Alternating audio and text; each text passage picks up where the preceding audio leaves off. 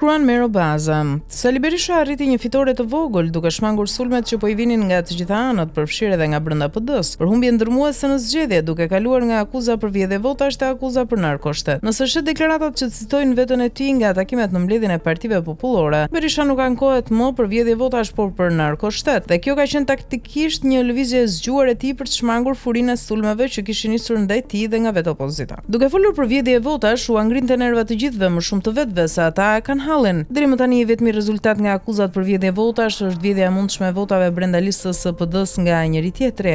Pra, ai deputet demokrat që ka pasur më shumë lek apo më shumë bandit ka mundur t'i vjedh votat një deputeti tjetër, duke u rritur fiktivisht me votat e atyre që kanë votuar vetëm siglën e PD-s. Kështu që i gjithë debati i tij për vjedhje votash prodhonte reaksione edhe brenda opozitës dhe vinte Berishën në pozitë edhe më të vështirë. Përveç se nxirrte burracakt, paf dhe gënjeshtar me ato që ka thënë një ditë para zgjedhjeve, e bënte edhe më të sulmueshëm. I vetmi shpëtim në raste të tilla është të diferencosh sulmuesit dhe të mbash përballë vetëm armiqt politik. Dhe Berisha vendosi të mos flas më për vjedhje votash, por të sulmojë Shqipërinë si narkoshtet, sepse kështu e ka të sigurt që përballë do të ketë vetëm socialistët. Jo se vetëm atyre u dhëm Shqipëria, por sepse demokratët nuk janë ende në nivelin e duhur të guximit për të përballur me Berishën për Shqipërinë. Ata mezi hapin gojën edhe për votat e veta, dhe duke ngritur një akuzë shkatruese ndaj Shqipërisë, ai tani ka 24 orë që argëtohet me këta që i thonë anti-shqiptar, armik i Shqipërisë, njerëzi e të tjerë. Për të ka rëndësi që tani kushdo nga të vetët që e sulmon për humbje në zgjedhje apo për votat vjedhura brenda partisë, të identifikohet me këta që e sulmojnë si armik të Shqipërisë dhe të futet në listën e armiqve. Prioriteti i tij është si të mbijetojë pas kësaj disfate të thellë dhe si t'i bëjë të vetë të heshtin dhe të justifikojnë humbjen. Dhe vetmja mënyrë është pikërisht kjo, të prodhojë një akuzë shumë herë më të rëndë kundër vendit për të mobilizuar kundërshtarët e vet kundër tij si mënyra e vetme që të vetë të ulin kokën dhe të fusin bishtin ndër shalë. Këta që thonë duam Shqipërinë më shumë se partinë, por jo më shumë se Salin.